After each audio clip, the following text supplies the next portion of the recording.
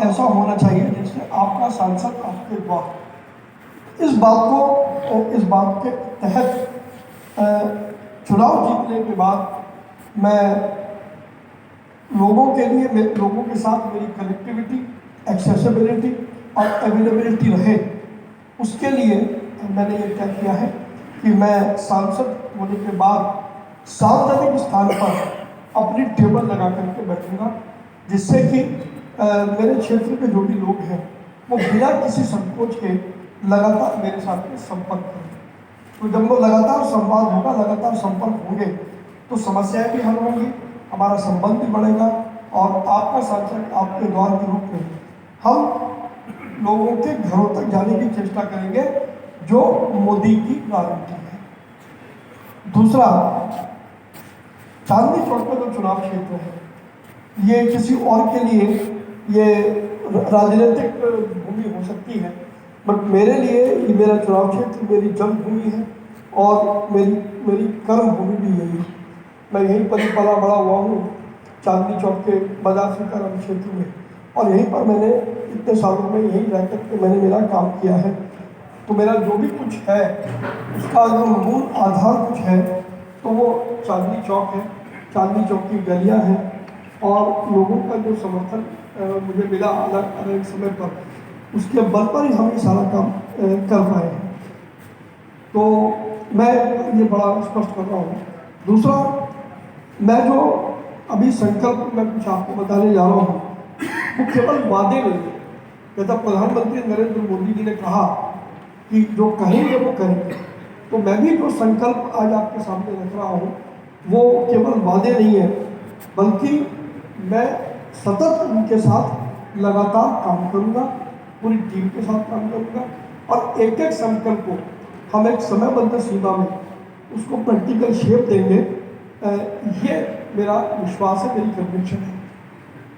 मेरी तो चांदनी चौक की लोकसभा है, उसमें 10 विधानसभा है, तो मैंने लगभग 10 विधानसभाओं में मैं क्या क्या काम करने जाऊँगा, मैंने उसका एक कुछ पॉइंट मैंने रखे हैं जो मैं आपके साथ में शेयर करना चाहता हूँ कि मेरी जो चांदनी चौक क्षेत्र जो लोकसभा क्षेत्र है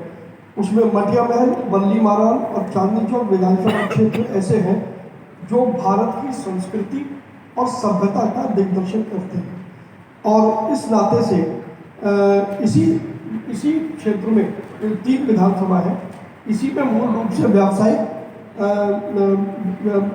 गतिविधियाँ भी पूरे देश में फैलती हैं। तो मैंने ये लेकिन अगर आपको ध्यान होगा तो सरकार ने शाहजहानाबाद रीडेवलपमेंट बोर्ड बनाया था और वो बोर्ड ने कुछ काम किया, लेकिन वो बोर्ड अभी तक जो बना वो बोर्ड केवल एक तरफा था, उसमें केवल अधिकारी थे और अधिकारियों ने जो भी डेवलपमेंट के नॉर्म्स बनाए, मुझे अफसोस से तक करना पड़ता है कि अरविंद केजरीवाल की सरकार ने उसमें व्यापारियों से कोई भी सलाह मशवरा नहीं किया, जिसके कारण से जो भी डेवलपमेंट हुआ वो डेवलपमेंट एक तरफा है। उस डेवलपमेंट में ज़मीनी हकीकत से मेल नहीं खाता, यहाँ के जो रहने वाले लोग हैं, यहाँ के जो व्यापारी हैं, उनके दृष्टिकोण से वो मेल नहीं खाता। तो लिहाजा मैंने ये तय किया है कि शाहजहानाबाद रीडेवलपमेंट कॉरपोरेशन या बोर्ड जो भी है उसको हम दोबारा से पुनर्गठित करेंगे और उसमें RWA और ट्रेड एसोसिएशन दोनों के प्रतिनिधि बतौर सदस्य उसमें शामिल होंगे। इस बात को मैं सुनिश्चित करूँगा और ये बोर्ड का डेवलपमेंट के लिए मैं दिल्ली के उपराज्यपाल श्री VK सक्सेना जी, जो दिल्ली के उपराज्यपाल है, जिनके पास शक्ति है, मैं उनसे बात करके जितना जल्दी हो सकेगा, मैंने कहा है मैं चुनाव जीतने के 60 दिन के अंदर अंदर